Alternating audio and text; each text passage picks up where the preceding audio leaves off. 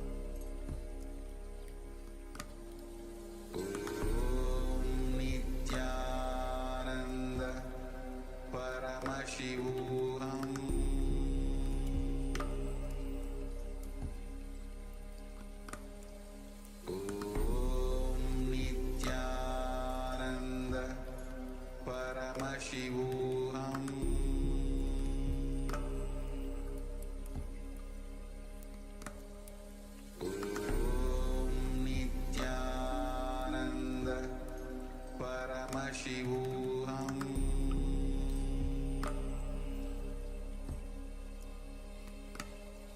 Om Nithyananda Paramashivoham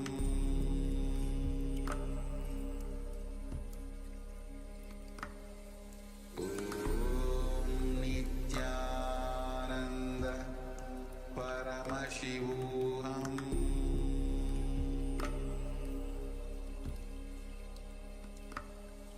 Om Nithyananda Paramashivoham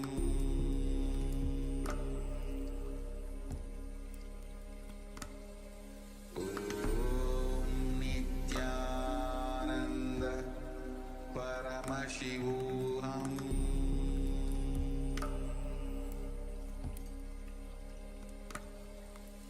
Om Nithyananda Paramashivoham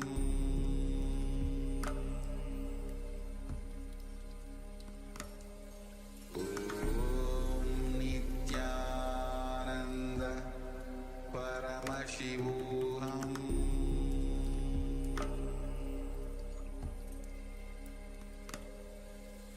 Om Nithyananda Paramashivoham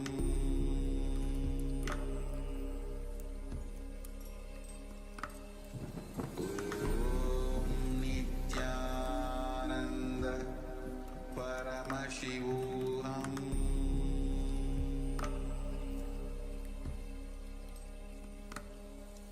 Om Nithyananda Paramashivoham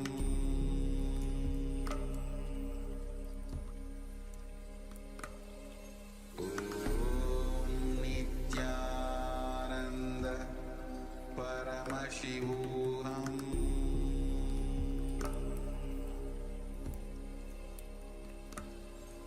Om Nithyananda Paramashivoham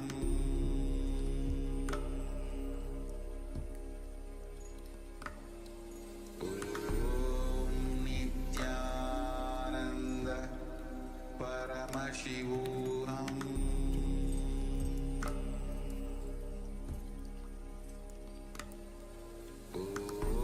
Om Nithyananda Paramashivoham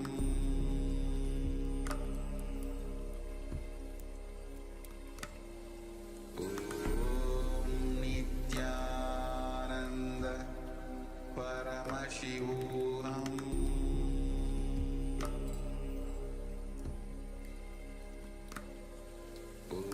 Om Nithyananda Paramashivoham Om Nithyananda Paramashivoham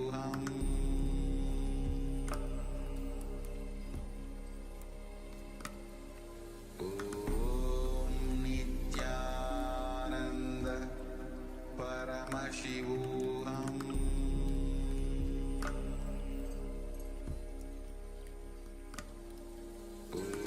Om Nithyananda Paramashivoham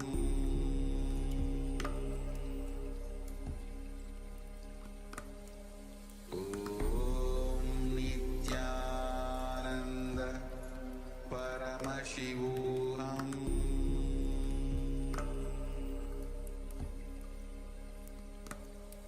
Om Nithyananda Paramashivoham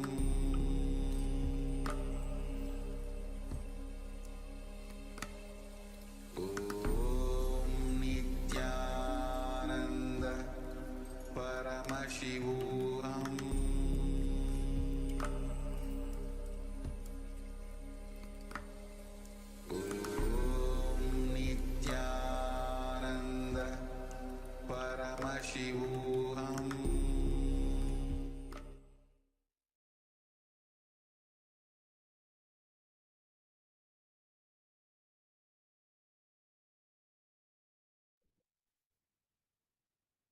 Yes.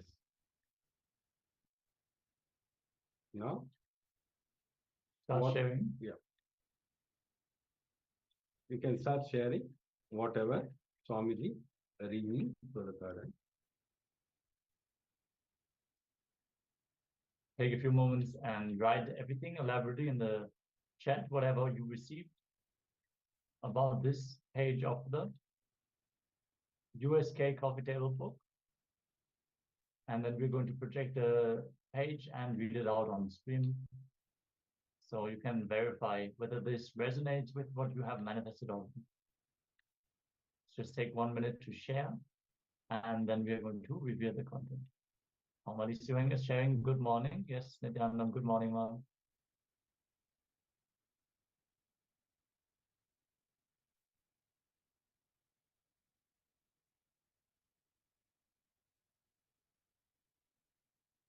Requesting our participants to also come on camera throughout the sessions and start interacting. This will make this program much more lively and involved. And this is how we can help you. When you share your breakthroughs, your struggles, your questions, misunderstandings, even if you get something wrong, if you share that, then we can shine light on that. We can help you. So make sure to participate actively in the Zoom chat as well.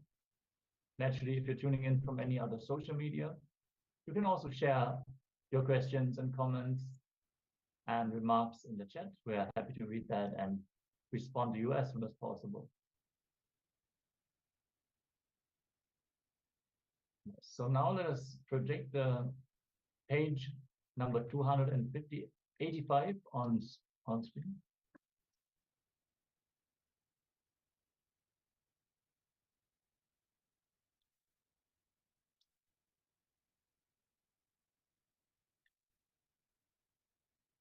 Yes. So why an avatar? I'm here to give superconscious breakthrough to the whole humanity. This is naturally in Swamiji's words. So we're just going to increase this a little bit.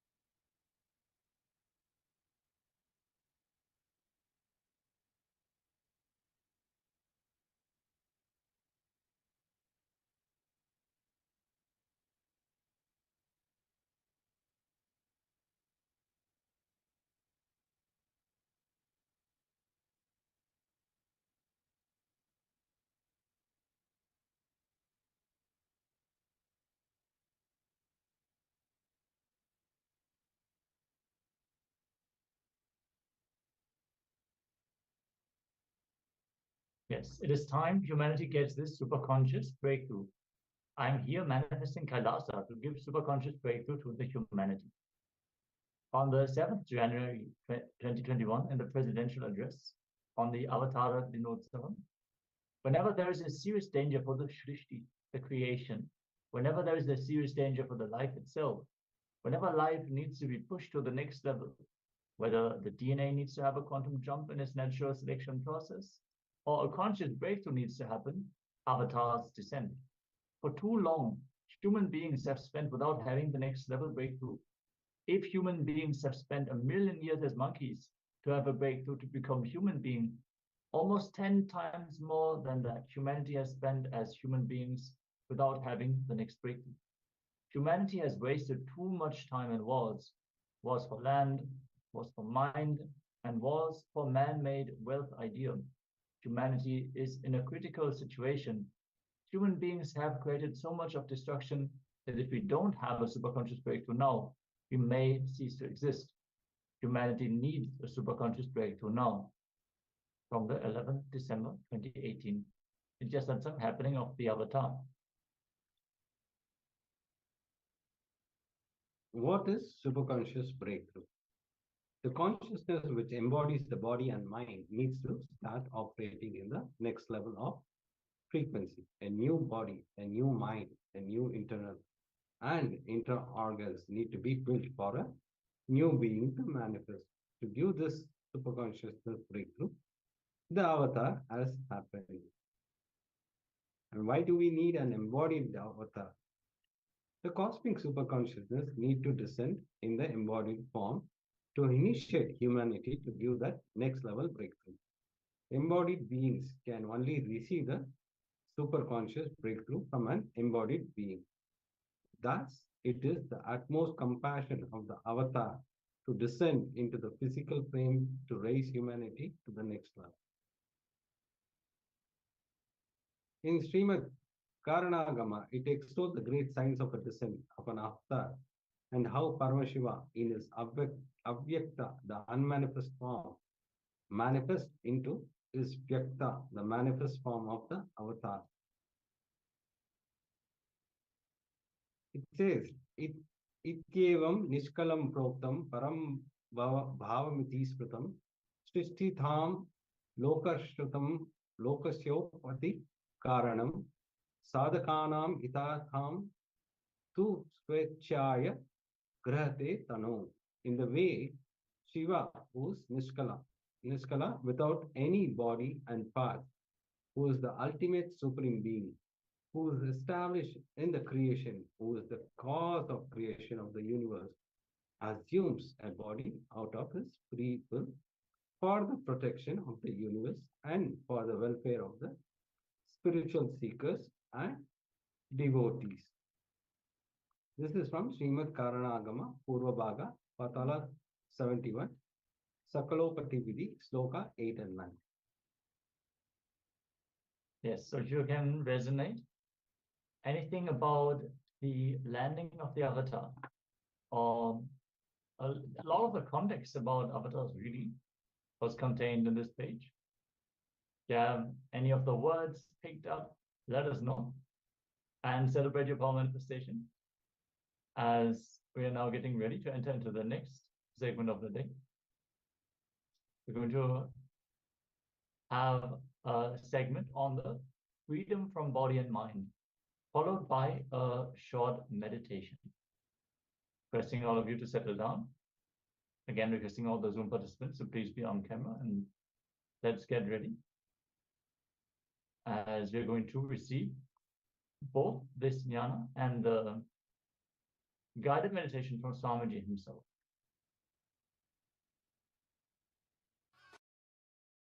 So whole campus we went round. It was such high energy. So again the many becomes one, not only spiritually, even socially this celebration forms a very important part of my life, because this is the only celebration I enjoyed from my birth, at least in this body.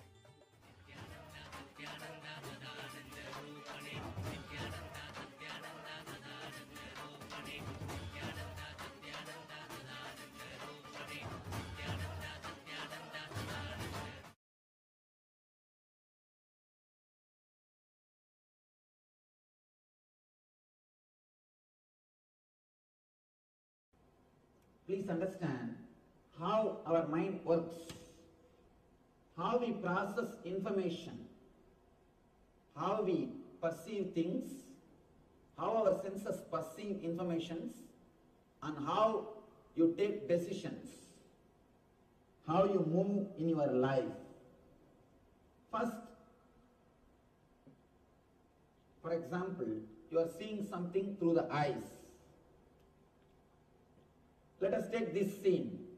Now you are seeing something. Here I am explaining only based on eye. You can replace it with ears. You can replace it with the taste. You can replace it with smell. You can replace it with touch. With any pleasure, you can replace it. Here I am giving an example of eye. And this scene. Let us take the example of this scene. You are seeing me. First, your eyes will catch the picture or the scene. This will be taken to chakshu. Chakshu means the energy which is inside the eyes. This is called indriya. Please understand, eyes are not seeing. Through eyes, the energy is seen. Through eyes, something else is seeing. How to understand this? Sometime, your eyes will be wide open. If you are intensely listening some music, even if somebody walks in front of you, you will not know. Your ears are open. If you are intensely reading something, even if some sound happens, you will not hear the sound. It means you are not hearing just through eyes or just by ears. Something else is seeing through eyes. Which sees through eyes is called chakshu. The whole file goes to chakshu. The picture or the scene which you are seeing will go to chakshu. In chakshu, the important process happens. The whole file is converted into digital file. I am speaking in the computer language. Understand? The whole thing is converted into digital file. It's almost like a DSP, digital signal processor. The whole thing is converted into digital file. Inside the computer, if you have to process any information, it has to become digital file. Whether it is a picture or whether it is a sound, it has to be converted into digital file. Same way, inside, if the process has to happen, means the whole thing has to be converted into biosignal file, digital file. The file processing happens in chakshu. Whatever scene you are seeing now, that picture will be converted into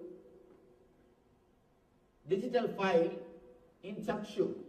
That file will now go to chitta, memory. It will go to memory. In memory, the process will start happening. What is this I am seeing? What is this in front of me? First thing in memory, you will start analyzing and negating things. This is not this. This is not this. This is not this. That na iti, that will start happening in chitta. First your mind will say, this is not a tree. This is not an animal. This is not a vehicle. This is not a rock. All these things, that na iti, that this is not, that process will happen in chitta. Once that this is not happens,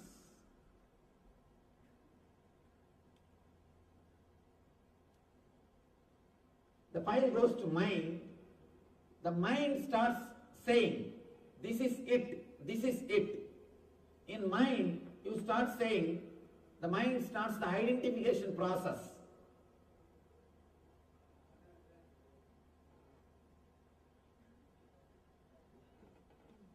This is it. Your mind starts saying, I am seeing a man standing with a kavi cloth. He is a Swami. He is teaching Gita. This is it. That identification will start happening in mind. Then the file goes to buddhi, your intelligence. The intelligence does the process. What is there between me and this scene? What is the connection between me and the scene? What way I am related to him? What way now I am related to this scene? Your buddhi will start analyzing with all your earlier experiences. Last 4 or 5 days I attended. It was really nice. I think it's really nice. Or if you think, no, I wasted my time yesterday itself. This is not worth. Some decision your buddhi will take. Your buddhi will say, some way it will respond, whether it is right or wrong, whether you liked it or not. Some way your buddhi will give the response, and now the whole file will go to ego. According to the buddhi's signature, the buddhi will write in the file, yes or no. Buddhi will write in the file, yes or no.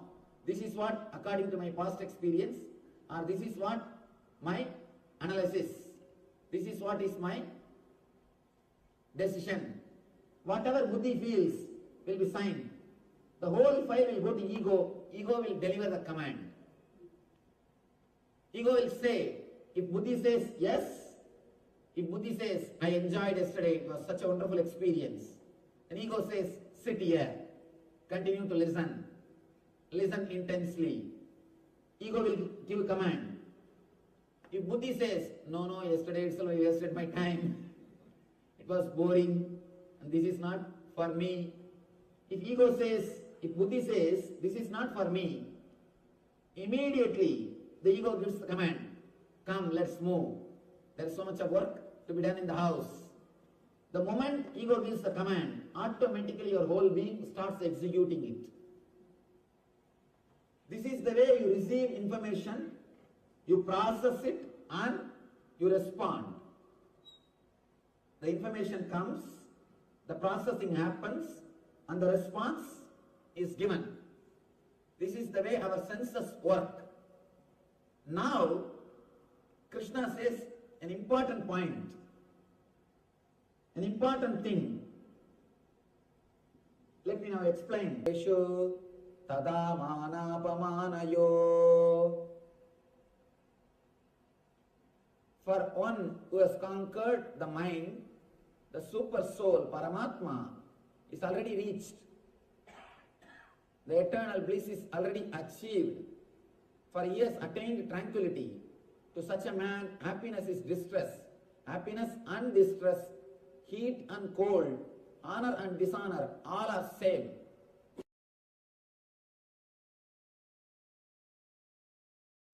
Listen carefully. I'll not only logically establish, I'll establish it experientially.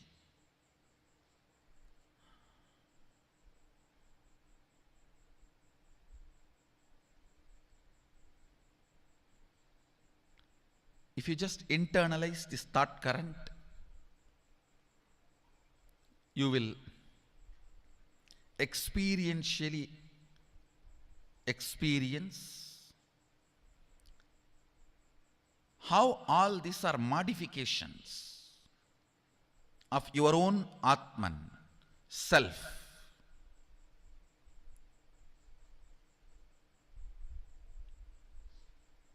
Your own existential experience is only one, your Atman. Everything else is your perceptual experience. Listen carefully. Gold, in its pure metal form, maybe in the form in which it is available for all of you guys to get to see, the biscuit form, pure 999.999 purity, something will be printed on it, it will be like a biscuit form.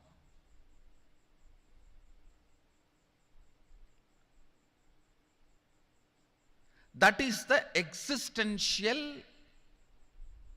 reality, existential experience.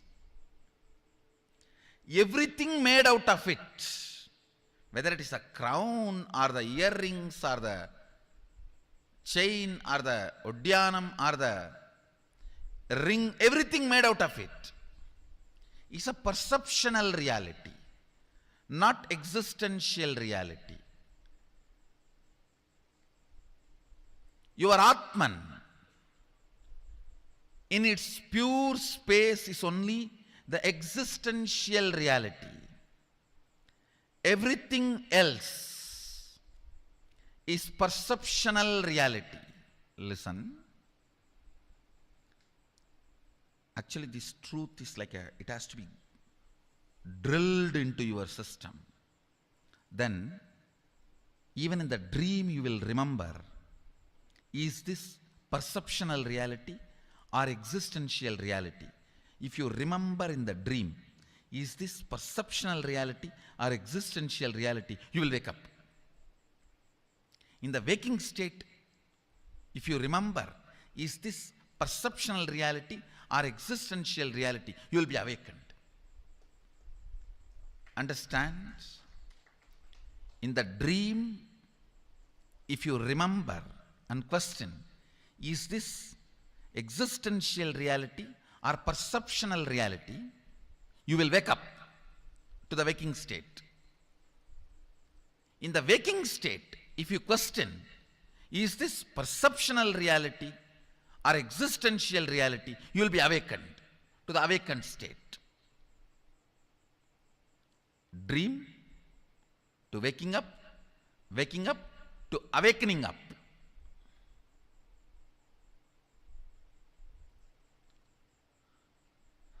This verse need to be chewed.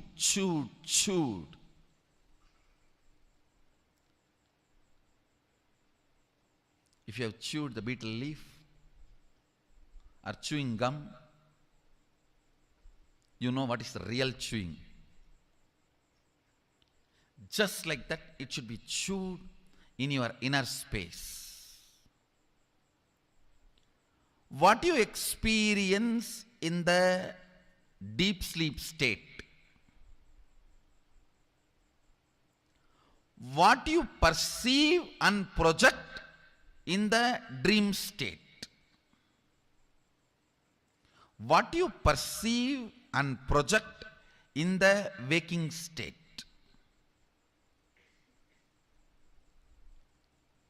about all these three, you should start drilling. Please understand. I am going to give you some conclusions, some understandings from my Atma Pramana, which is in tune with Apta Pramana. You should go on with chewing that. Then it will become your Sakshi Pramana. Listen carefully.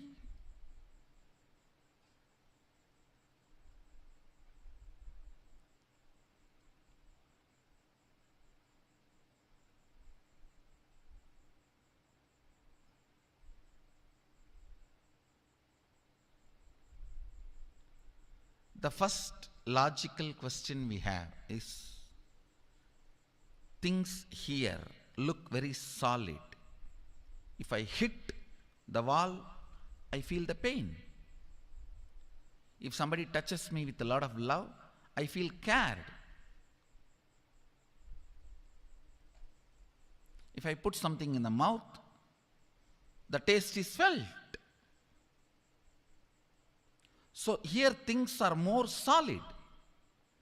But in the dream state, it is not. Listen. Actually, in the dream state also, if you dream as if you are falling, you will experience fracture in the dream state. How many of you had the dream you have fractured yourself? Raise your hand. That's all. When you wake up, the fracture does not exist. It's different. But in that state itself, as long as you are in that state, there also everything is solid. Everything is solid, just like this state. When you are in the waking state, how you feel everything is solid. That is exactly the way, precisely, it is felt in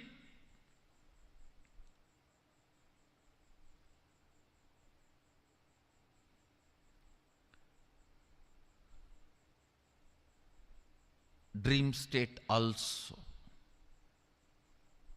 The next question we will all be having is, oh, in the waking state I can see I am almost living 100 years. Every time, when I am 40, when I am 50, when I am 60, when I am 80, when I am 90, it is all same. Consistent. But in the dream state, it doesn't look like that. Every day when I go back to the dream, it is different. Listen. Listen carefully to understand this question.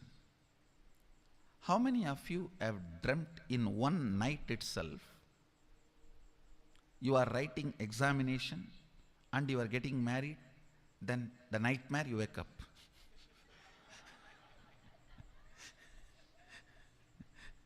No, how many of you have experienced in the one night dream itself few years? Raise your hand. Then, in that few years, have you felt inconsistency? No.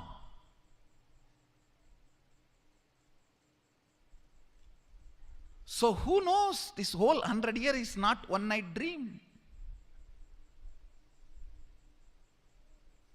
Maybe you are writing examination,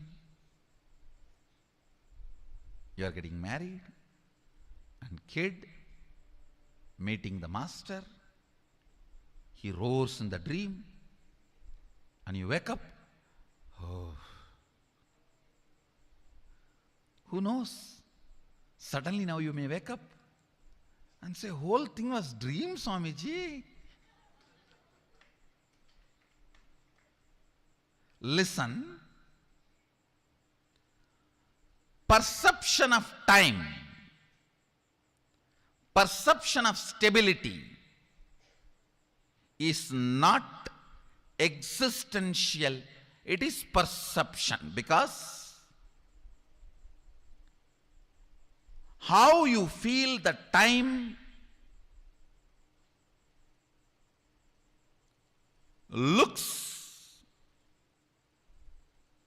very solid in this waking state. You feel the same way in the dream state. But when you wake up, you understand it was not true as you felt in the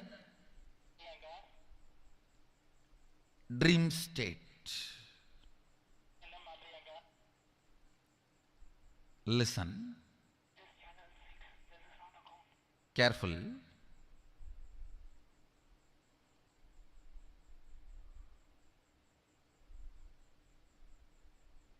When you are out of the dream state, you can see the whole dream. You can see, you saw yourself as 20, you saw yourself as 30, you saw yourself as 40, you saw yourself as 50. You can see the whole.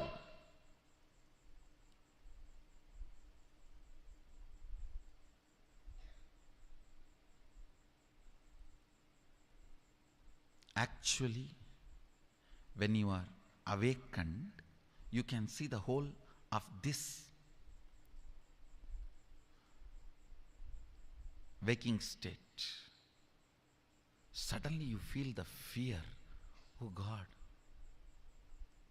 Then what about all the plans I did? All my ambitions? I put so much energy, intelligence, and I fought for it. What is this?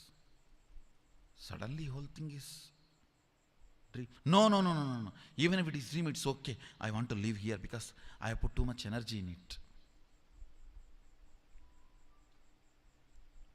That is what I call pattern. Pattern means not letting your consciousness evolve in the natural flow of the existence. Even if I don't appear to you as a guru, the natural flow of existence, life, is hardwired to remind you by the continuous mild shocks about the true existential experience of life in the form of change. Every time when you lose a relationship or when you lose somebody near and dear one, either you lose them or you lose their love, you are reminded about the impermanence. This whole thing is perceptional existence, not existential existence. This whole thing is perceptional reality, not existential reality. Listen.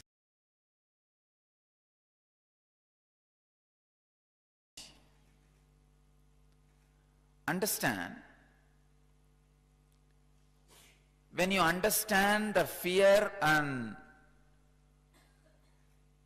joy, pain and pleasure are illusion and delusion, that very understanding will make a huge change in you.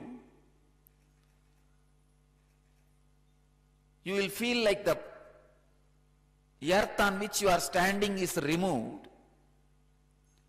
Almost everything will collapse. Allow that collapsing. Allow that understanding to happen. See that the whole thing tumbles down. Whatever you build as your identity suddenly will change. All your strategy planning for your future will suddenly change. All the logic with which you build your life will completely be shaken. Allow that. Do not have the fear. Then what is reality? Allow this tumbling to happen. Allow this shaking to happen by understanding that our courage, our fear, our greed, our pains and our pleasure all are illusion and delusion. Yesterday I was giving you a beautiful example.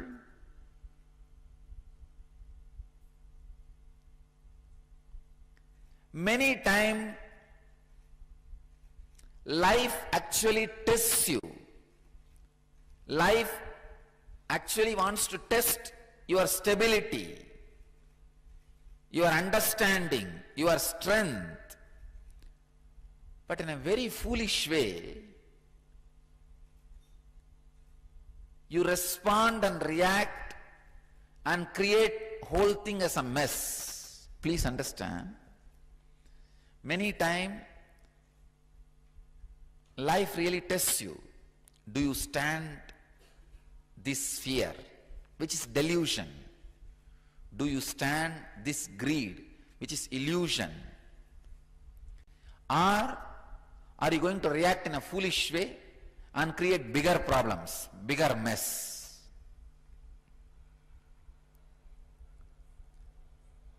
Whenever fears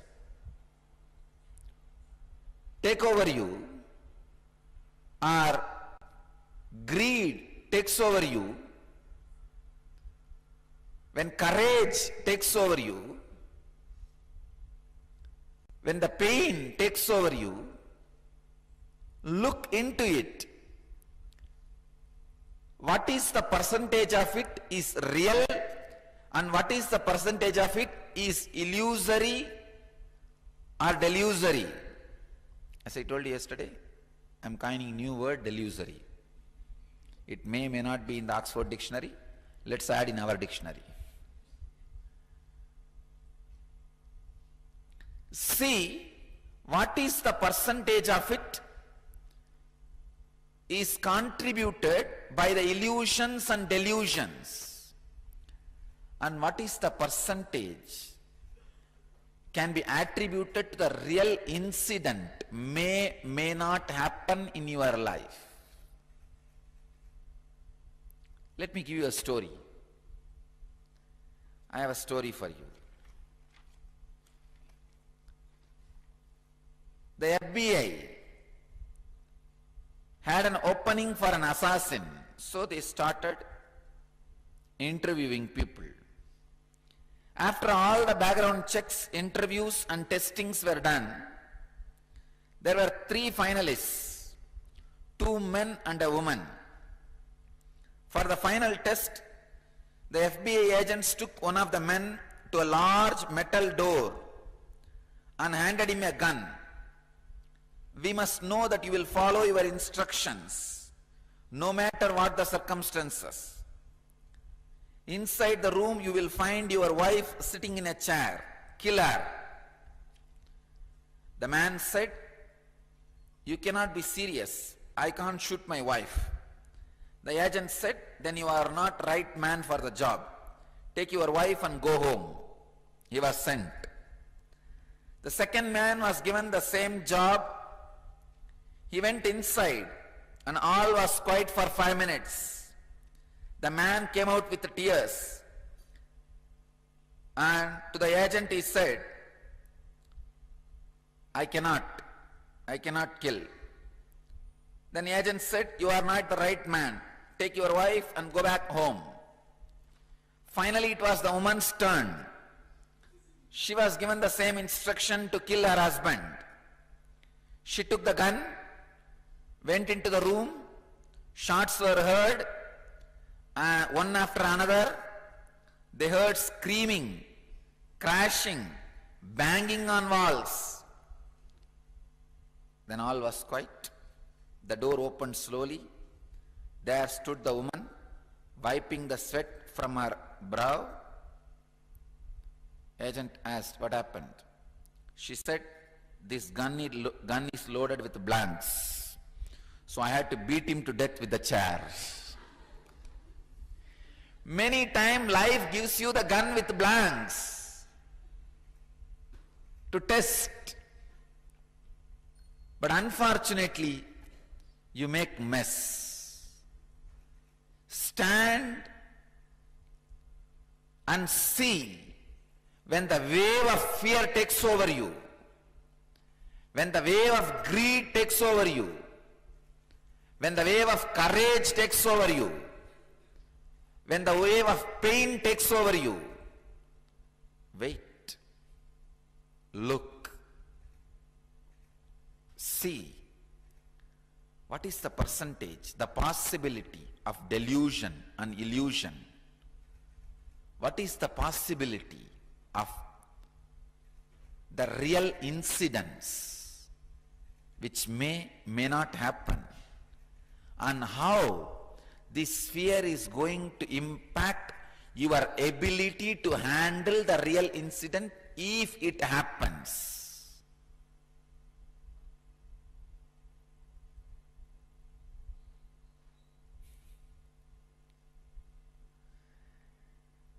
The ability to face, the ability to look, the ability to see. Please understand.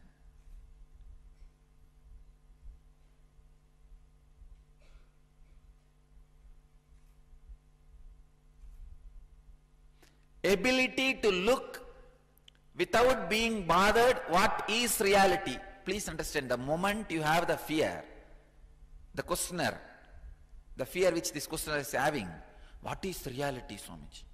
Means you don't want to let go these delusions and illusions. Don't bother. Let go. Let go. What is reality will flower in you. Allow that flowering. Now don't bother. Now don't worry too much about it. Allow the delusions and illusions to be removed from your inner space. You will see the real incidents, which is reality, will never hurt you.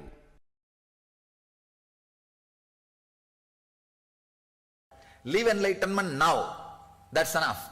See, you are awakened, early morning you wake up.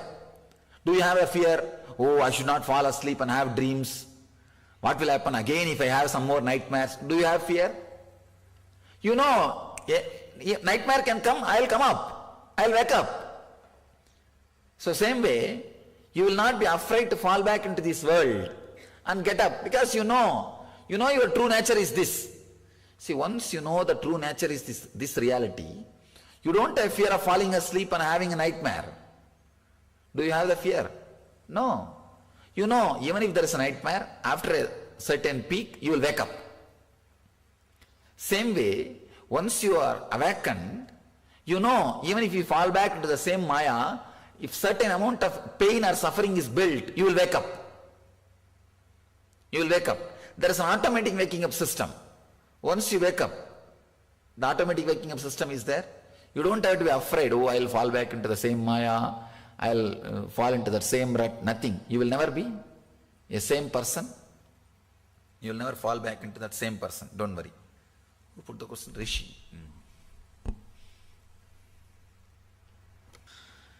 Which would be more, the fear of the known or fear of unknown?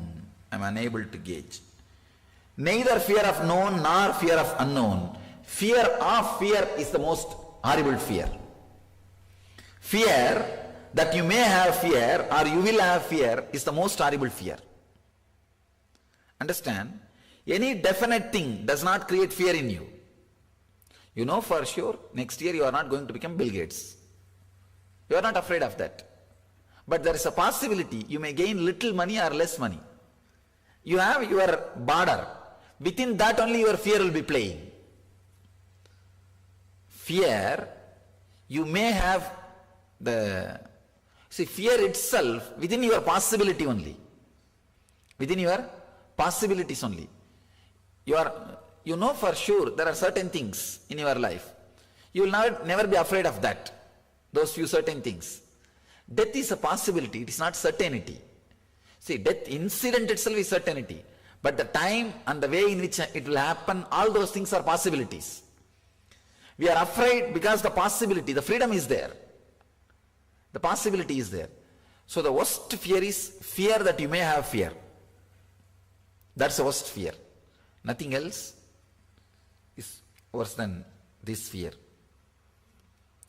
Known, unknown, even known things can create fear. Even unknown things sometimes may not create fear. But the fear that you may have fear. Afraid of fears, that is the worst fear. Especially these phobias and all is fear of fears only. The moment you have an idea you may have this phobia, you will start having that effect of that phobia.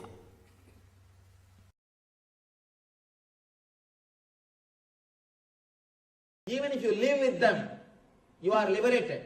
Even if you live with your body and mind, after knowing you are not body and mind, you will not be a slave. Please understand, slavery, the word slave can be used only as long as anything goes against your will. After knowing the body and mind, even if you live with the body and mind, you are not slave. You are not slave. Let me tell you a small story from a life of a great sage, Greek sage, Diogenes. It's a great enlightened master. One day, a group of warriors, they wanted to arrest him and sell him in the slave market. He used to be so graceful. They thought, if we can capture him and sell him in the slave market, we will get a good money. We will get a lot of money. They prepared some 5-6 guys with all the weapons, with all the preparation. They are approaching him to attack him. I don't know, it is attacking us now. Hey, what's happening? This group of people, they go and try to attack him. They were surprised. If he has responded, naturally, they wouldn't have felt surprised. It is usual. They went with all the preparation to capture him. They were shocked, surprised because he did not attack them. He just kept quiet. And he said, "What do you want?" He's asking like a master. These 4 or 5 guys, they felt a little shy. One guy said, "We wanted to capture you and sell you in the slave market." Arey, for that you could have told me straight away. Why are you waiting half an hour, standing there making all the plans and talking, doing all those things? Come, put the handcuff. Where is your handcuff? Take it out from the bag. Put it. These guys are shocked. They are taken aback. First time they are seeing a man who is ordering to put the handcuff. He is speaking like a master. He says, "Put the handcuff." Still, why are you waiting? You could have told me directly, I would have come. Why are you still waiting? And finally, somehow they took out the handcuff and put in his hand. And then the other end they put in their hand. They tied in their hands. He said, "Don't you believe me? I am myself telling you to put the handcuff. Why are you tying with your hand? Come, let's go. Where you want to sell me, take. But be very clear, don't run away from me. Don't run away from me." This people who have caught him, they are now little frightened. They are not able to understand what is going on. They are not able to understand what is happening. And slowly, they started feeling small. Diogenes says, "Fools, I know the knack or the technique of freedom. I have already experienced the tremendous inner freedom. So I know nothing can bind me. Try your best to play your game. Let us see where it leads." And he walks. And he walks on the road like a king. And these guys are walking like slaves. People are standing in the road.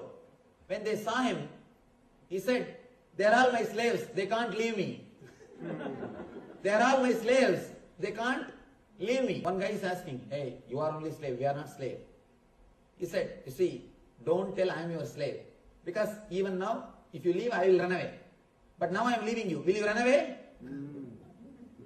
Diogenes says, "If you take this handcuff, I will run. But I am taking this handcuff. I am letting you all free. Will you run? You will not. You need something from me. Because of that, you are my slaves. I don't need anything from you. Because of that, I am not your slave. You may not have the handcuffs, but slavery is related to being, not related to body." Then they take him to the market. Straight away he walks to the table where the slaves are supposed to stand and the auction will start. He comes and stands. One guy shouts, "Here is a slave. If you want to bid, please come out. We are starting the auction. If you have enough money to bid for him, you are welcome to start the bidding." Suddenly Diogenes says, "Stop. Don't say, 'Here is a slave.' Tell, 'Here is a master.' And if you can afford to bid for him, come. If you have enough money to bid for him, come. You can take him." Of course, nobody dared to come and take him. And naturally, after 3 days, these guys, they felt, why unnecessarily feeding and taking care of him? And nobody is going to take him. Let us at least let him free. So automatically, they got frightened. And they thought, if we sit here continuously, at some point, he may sell us. And he may convince us and he may sell us. We don't know what this guy will do. And we don't know about him. So they left him and ran away. Of course, The story is a story, but the truth behind the story, the idea behind the story, as we understood, once you understand you are not the body and mind, nothing can enslave you. You can never become a slave. Even slavery cannot enslave you. Slavery can enslave you as long as you are not ready to cooperate the slavery. Please understand, it's a very subtle point. If you understand you are beyond body and mind,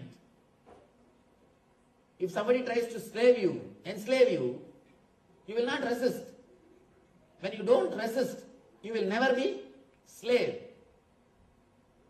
Anything which goes against your will only can enslave you. Here, you are in a totally different space, you are totally different consciousness, and nothing can go against your will. And you will never have a will which can make you feel like a slave. And you will be just flowing with the river. You will be just flowing with the current. You will disappear into the divine. So nothing like slavery can happen to you. Your very consciousness will be beyond slavery. Your very being will be beyond slavery. And nothing can enslave you. That's the reason here Krishna teaches you the secret of understanding the body, mind and consciousness. Kshetra and Kshetrajna. In those days only all this physical slavery existed. Now psychological slavery. Understand, many ways we are living in a psychological slavery way. We are psychological slaves of many things. When something is advertised, straight away it goes and sits in your head. And within few days you do something and get money and spend for that. We live in psychological slavery world. The world in which we are psychological slaves. Once you understand the body and mind, you will go beyond the physical and psychological slaveries. You will be totally experiencing the consciousness of freedom.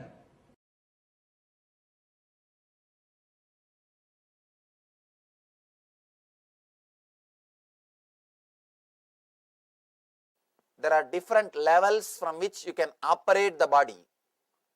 One level from fear, one level from greed.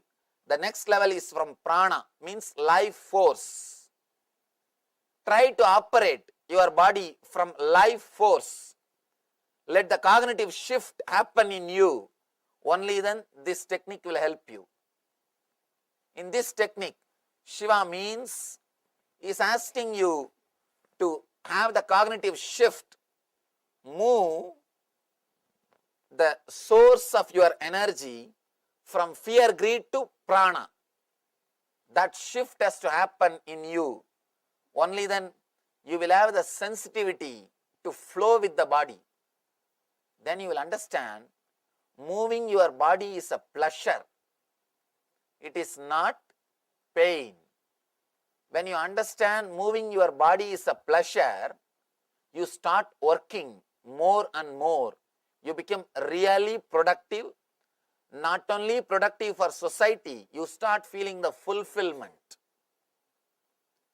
You start realizing you are living your life intensely. You are living your life intensely. In India, I have seen, especially in the villages, elders, they feel pride. They don't feel they are unwanted. Still I have seen 80, 90 years elders, they don't feel they are unwanted. The other day, one of our devotees in America, she was telling me, Swamiji, here we have to compete with youngsters. Whether it is job or anything, we have to compete with youngsters. One elderly lady, one of our devotees, she was telling me, we have to compete with youngsters. We have to prove ourselves up to their level. And in India, I have seen people, elders, they don't feel they are unwanted. They feel they are respected. And not only that, they feel a tremendous pride and grace because they lived their life intensely. Whoever has not lived their life intensely, naturally they feel the unfulfillment. They go on cursing their sons, grandkids, the mother-in-law, daughter-in-law, constantly they curse everybody. They say, this fellow has not taken care of me, that fellow has not taken care of me, he ran away to that country, he ran away to this country, he is not around me. You curse others only when you have not lived your life completely. If you lived, if you are alive, you do not bother about others, you do not curse about others. If you have just survived, then years have passed, but you never had any intense experience in your life. Just a mediocre life. What you achieved in your life? Had one car and house and paid mortgage to that car and house, that's all. Bought a house, bought a car, paid mortgage to that car and house, 30 years over. Nothing else. Your whole life can be written in 3-4 sentences. People come and ask me, Swamiji, why in all graveyards the date of birth and date of demise is written? Birth and death. Why these two are mentioned? I tell them, nothing much has happened between the two. In many lives, only that two has happened. Nothing much has happened between the two. So there is nothing else to mention. There is nothing much to mention. That is why we speak only about birth and death. Our life, if it is driven only by fear and greed, greed means birth, fear means death. You will end up only from birth to death. Never the life will happen to you in between these two. If you move and start moving your body for no reason, without the root of fear and greed, only then you will experience life, prana itself. Unless you experience prana, this meditation is not going to work for you. If you are interested doing something, if you are a painter, if you are a dancer, if you are an artist, this meditation is for you. If you do some voluntary service, this meditation is for you. Shiva gives so many different techniques for so many different people to use in the so many different situations of the life. This is the technique for the people who move their body for no reason. When you are walking, if your hands are flowing, if your hands are moving for no reason, when you are sitting, if your hands are flowing for no reason, when you are working, if your body is flowing for no reason, when you are laughing, if your whole body is laughing, then this meditation is for you. This is for you. If that is not happening in you, try to come up to that level first by doing some social service. Some service which does not bring you money, name and fame or status. It should not bring you name or fame. Even if it brings name or fame, you will start calculating. You will start thinking, how can I have that name without going there today? How can I do that without going there today? We will start becoming intelligent. We will start becoming calculative. No, that is not going to work. Where you can experience the space beyond name or fame or money. At least half an hour. Then you will understand how to move the body without fear and greed. Here, Shiva gives a beautiful technique. Let's see the technique itself. He says, are moving in a moving vehicle, rhythmically swaying. Next time when you are traveling in car, maybe from here to the house, just sit in a relaxed way. If you are driving, better don't try. if you are not driving, first thing, just feel relaxed. Try to feel how your whole body is positioned inside the vehicle. First step. Next, do not think you are only filled in your skin, inside your skin. Just jump out of the skin. Feel the whole car is you. Feel you are connected to the whole car. The moment you feel you are connected to whole car, you will start relaxing. Please understand, as on now, you are always against everything. Whatever is around you, you are against it. You resist it. Just take few minutes and feel you are filled you are filled in the whole car, or you are filling yourself with your whole car is filled by you. The moment you start visualizing the whole car is filled by you, you will stop resisting to the car's movement and your body movement. You will not resist the movement of the car. Third thing, feel just like a car, you are also flowing in the same speed. You are flowing because you are car. You are no more this body. Just jump out of the skin. Do not think you are enclosed only in the skin. Just feel you are this whole car. You are the whole car. Naturally, you will feel the speed in which car is going. Just relax in that speed. Just relax in that speed. If something has to happen, it will happen. And just by you holding tight yourself inside the car, you are not protecting yourself much. Of course, maximum protection is seat belt, that's all. Nothing else. By you holding tight your body, can you do anything? No. You can't do anything. You won't be able to do anything. By you holding yourself tight is not going to help you at all. It is not going to help you. Of course, do not try this meditation when you are driving. First try when you are not driving, when you are relaxed, when you are sitting.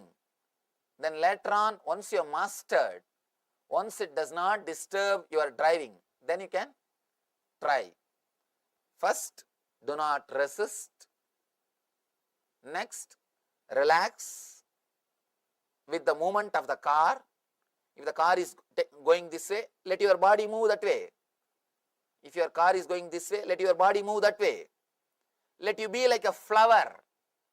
Let you be like a flower. Do not try to balance it consciously. Third, important thing, feel your car is filled by you. Filled by you. Fourth, naturally you will feel you are flowing in that speed. Next step, when you are feeling you are flowing with that whole car, in that whole speed, in that speed, just be, that's all. Let you not be just a body, let you be the vehicle in which you are flowing. Understand? You may ask, how is it going to help me, Swamiji? That's an important question. How is it going to help me if I feel I am the car, not the body? Understand, whatever way you feel that you are something more than the body, suddenly you will catch the glimpse of the truth that you are not the body. All you need to understand is you are something more than the body. There are three spaces. One is Mahakasha, means the whole cosmos. The another one is Katakasha, the space covered in this building. The third one is the Chitakasha, the space covered inside your body. Chidakasha, Katakasha, Mahakasha.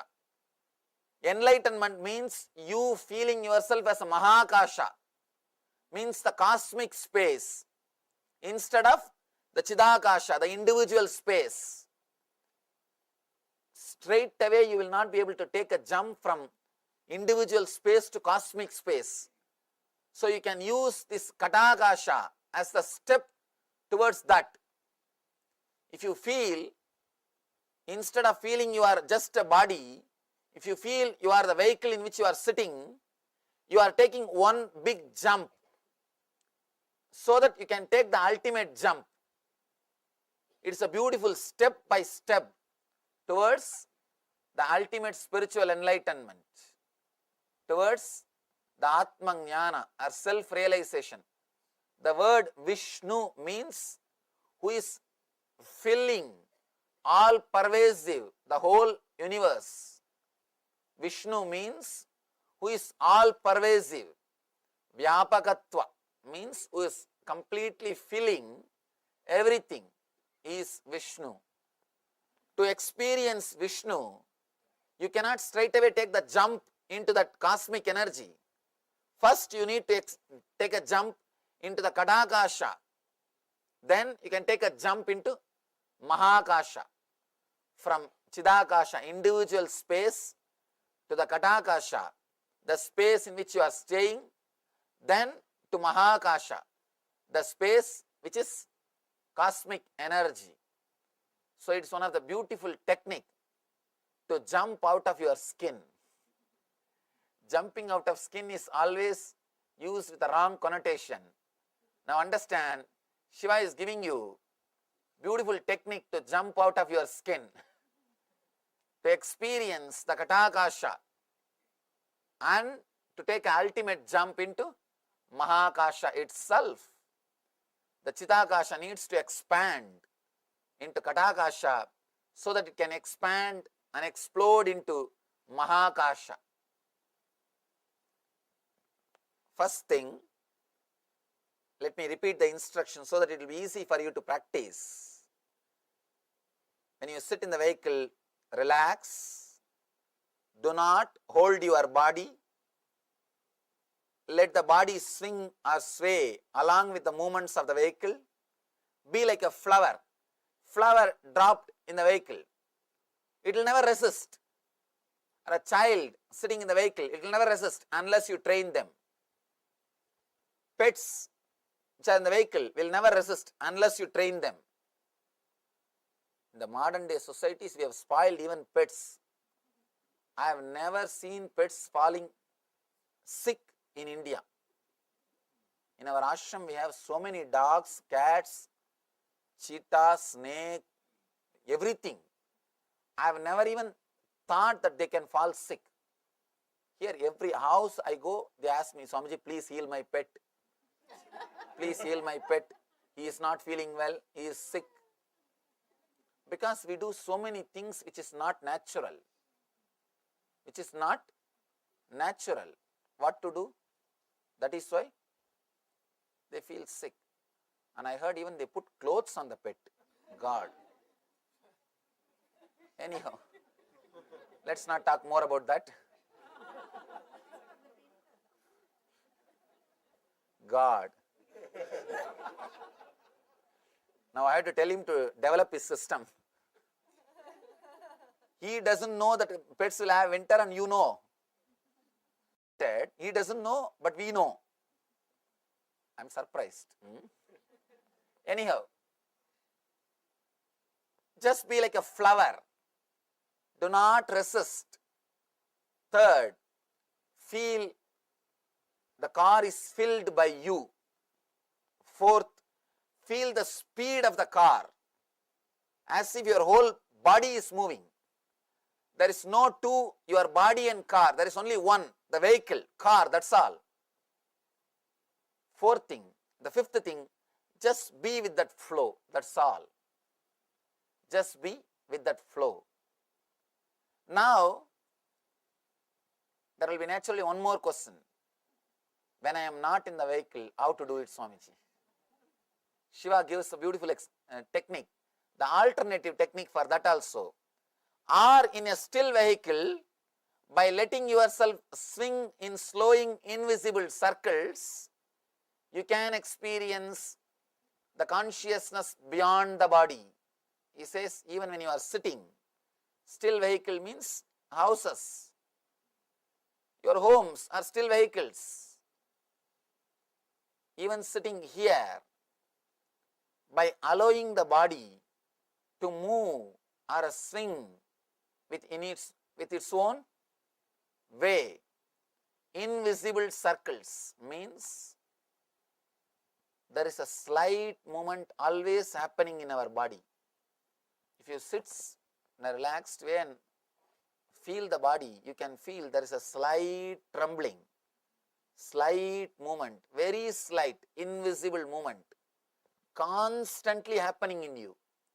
The more you try to possess the body, more you will stop that flow. If you do not possess the body, that flow will be there. Kids, they feel that flow. That is why they start whirling. They feel comfortable with that flow. They get the kick out of that flow. Because still they have not possessed their body. They have not created ego. They have not become dull. They have not started calculating. Why should I swing? Why should I whirl? How much of dollar I will make by whirling 10 minutes? They have not started calculating. Why should I jump around? Why should I laugh? Will I get a candy if I laugh? They have not started calculating. If they start calculating and start laughing, their smile becomes ugly like us. The calculated smile is the most ugliest smile. When you look at the next person before smiling for recognition, it's ugly. You can see in your life, even before smiling, you just look at the next person. Can we smile for this? You ask his approval. Means even for that you don't have a spontaneity. You just wanted to go with the society. If everybody is smiling, we can smile. We should smile. If nobody is smiling, let's keep quiet. Why to unnecessarily do anything? Or why to do something which others are not doing? You are so calculative. For every step, you have logical analysis. Before doing everything, you calculate, you analyze, you measure. And here, do not measure, do not calculate, do not analyze. The movements which is happening in you, allow it to happen, let it happen. In an invisible circle, if you close and see inside, you can see a slight movement, always happening, always happening. Just be with that moment, allow that moment to happen, and whenever you allow that moment to happen and meditate on that moment, suddenly you realize you are not a solid body, you are a flowing energy. Experiencing you are a flowing energy is what I call enlightenment, Shiva consciousness. Ultimate experience. Suddenly you realize you are not just the body, you are in the body. You are in the body. So now let you have a small break of 10 minutes. We will come back and practice this meditation to disengage ourselves from the I. Let us experience the technique of Shiva.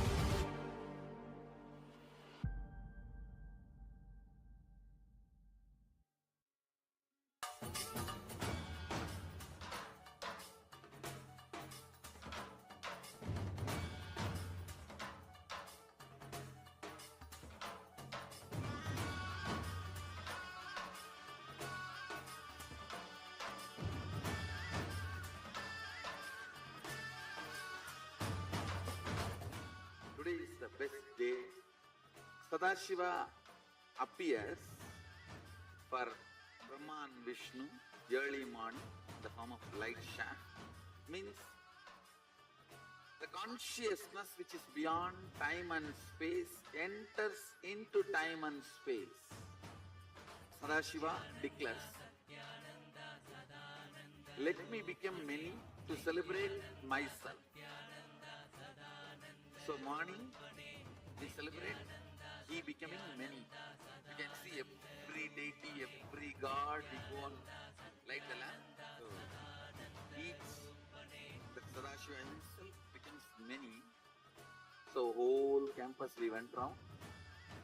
It was such high energy. So again the many becomes one.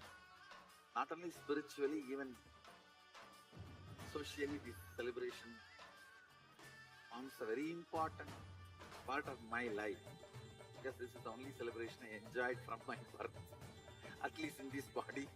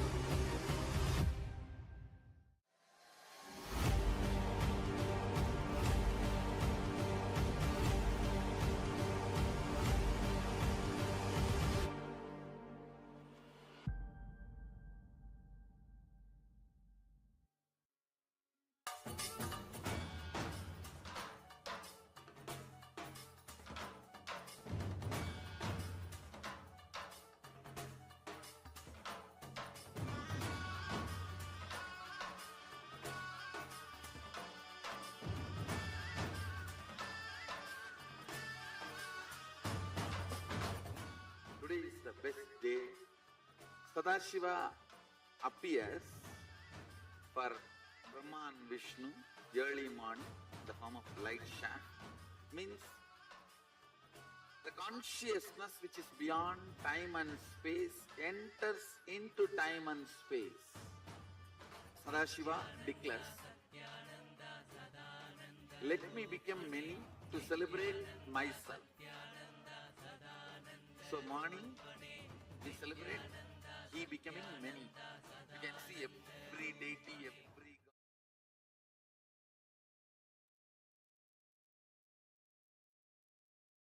god. Yes.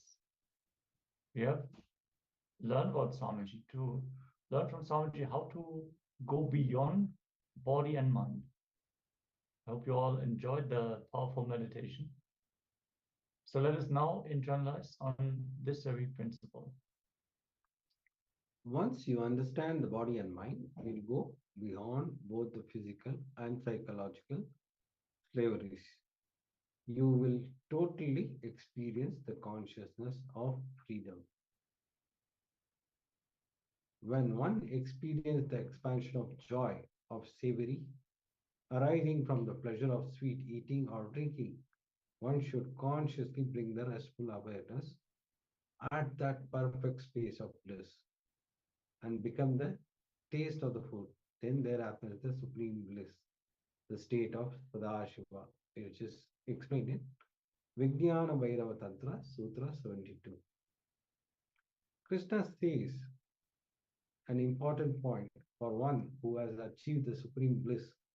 For him, happiness and distress, heat and cold, honor and dishonor are the same. The ability to face, the ability to look, the ability to see ability to look without being bothered what is reality. Understand? If you actually know what is not you, the moment you know what is not you, you are liberated.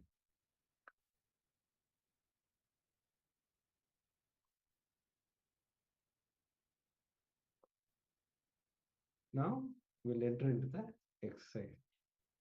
You will work on what is not you. Let's pen down this. For an example, if it is your house, that is not you. It is the house. If it is luxuries, that is not you. It is luxuries. If it is name and fame, that is also not you. It is just your name and the fame which can come and go anytime. And if you have a hotel business, that is also not you. Like this, you are going to pen down everything which all are not you. But still you think that is you. That is the problem. You identify yourself with many other things and think that it is you. Now, pen down what all is not you.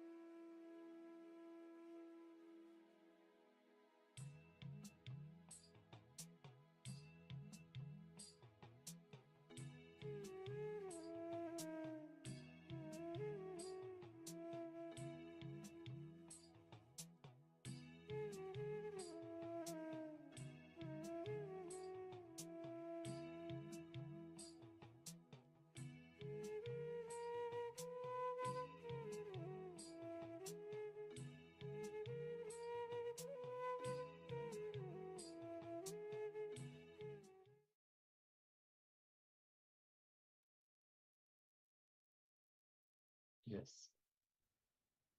If you can disengage yourself from all those things who are not you, you are liberated. Because we identify ourselves with so many things which are not us. So when something breaks, when some relationship breaks, some house, maybe it burns down, and we think of all the years that we have saved up to make this house a reality, we can unclutch from all these things which are not us. We are liberated from the pain and suffering that comes along with them. So I hope you all got to pen this down successfully and you found some completion to this process. If you want to share your experience, please put it here in the chat. And now let's move on to the next segment, which is going to be the next round of today's power manifestation. Yes. Now, sit cross-legged on the floor with your head, neck, and spine. Visualize Paramashiva has come down as Bhagavan Nithyananda Paramashiva from Kailasa. Remember Paramashiva in your third eye. And sit with the powerful cognition and meditate on it. Think intensely, you are Nithyananda Paramashiva. Anything else you think as your identity is delusion. Drop it. You are Nithyananda Paramashiva. Absolutely unclutch to experience the state of Paramashiva. Be in that oneness and experience the powers of Paramashiva. And keep chanting the Mahavakya. Om Nithyananda Paramashivoham. Om Nithyananda Paramashivoham. Om Nithyananda Paramashivoham.